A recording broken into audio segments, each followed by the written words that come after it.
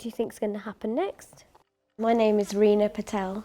I'm 41 years old and I'm a local primary school teacher, and I'm mum to Krish, who's 3.5 years old. So I was 14 when I was diagnosed with keratoconus, and I was struggling with my classwork, and so I had my eyes tested, and I was prescribed glasses. When she was 14, I was out and she called me, "Mom, I'm not well, something has happened into my eye." It was quite sore and it turned into kind of a blue colour.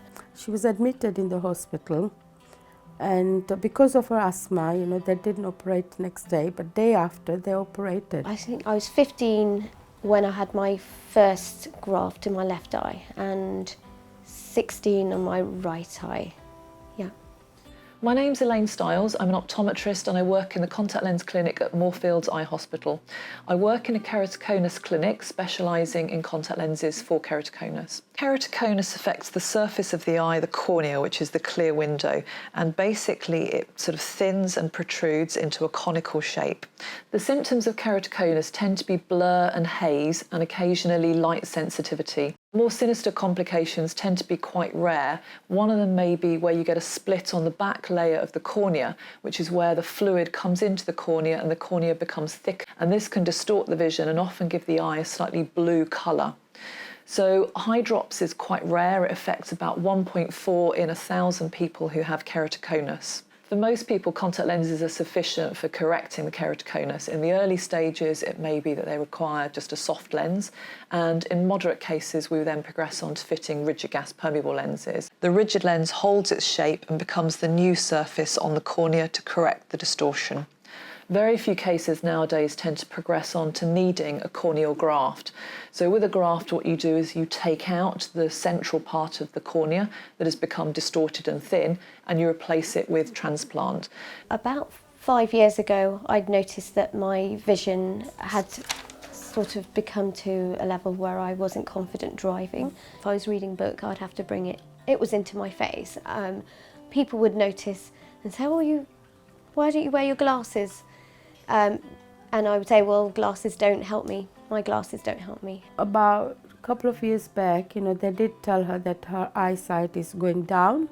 So, and one of her friends, she's got the similar symptoms, and she's the one who recommended, says, "Reena, why don't you ask for contact lenses?" Now, for about 30% of people after corneal grafting, they still require a contact lens to be fitted to correct the remaining prescription, which may be a little bit of astigmatism on the surface of the eye. So astigmatism is where the eye is oval in shape and it's like a rugby ball instead of a football. I didn't think they could really help me. I thought they'd be uncomfortable on my graft, if anything.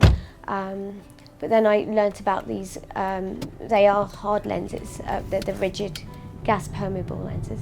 I wanted to go home with the contact lenses the trial ones that they first put in me. I was like, "Can I take them home? I don't want to take them off." It was just so nice, yeah. The aim nowadays is if we find someone with keratoconus in the early stages, what we do is monitor to find if they're still progressing. If they are still progressing, we would recommend that they consider cross-linking, which is a radiation treatment to strengthen the surface of the cornea and the fibres to stop them from progressing. So the hope would be that in the long term, we will actually prevent people getting to the stage that actually they get a eye drops or they progress on to needing a corneal graft.